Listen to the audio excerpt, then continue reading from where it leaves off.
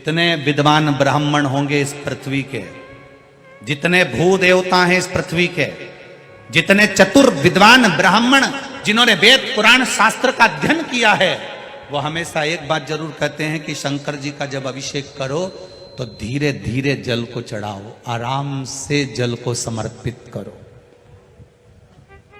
ये जल का जो लोटा होता है, पात्र होता है, थोड़ा सा शिवलिंग से कम थोड़ी सी दूरी बनाकर रखो।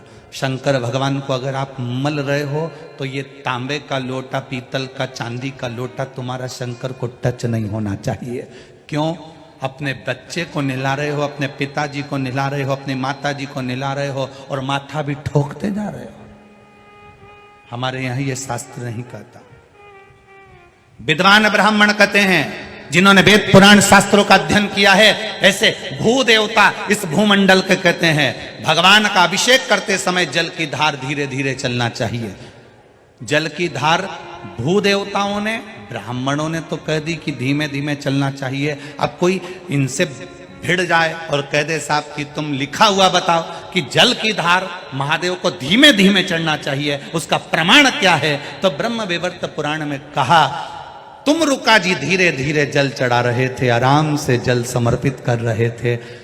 ब्रह्मा विष्णु आदि कादिक सब ने जब तुम रुका जी उठे, उठते से उनसे पूछा तुम ये क्या कर रहे हो? जल तो जल्दी भी चढ़ा सकते हो, फिर तुमने धीरे धीरे क्यों चढ़ाया?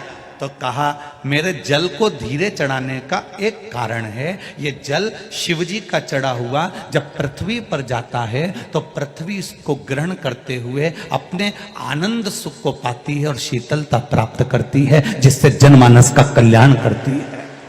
अब ब्रह्मा जी के प्रश्न का संशय मिट गया, भगवान विष्णु के प्रश्न का संशय मिट गया, अब इंद्र के प्रश्न का संशय मिट गया कि पृथ्वी को बार बार भगवान को अवतार लेने की जरूरत नहीं पड़ेगी, भगवान को बार बार पृथ्वी पर आने की जरूरत नहीं पड़ेगी। अगर संसार के लोग, पृथ्वी पर रहने वाला एक एक बच्चा शंकर के मंदिर में एक लोटा पानी चढ़ाना चालू कर दे तो पृथ्वी भी अपना खजाना खोलना चालू कर देगी।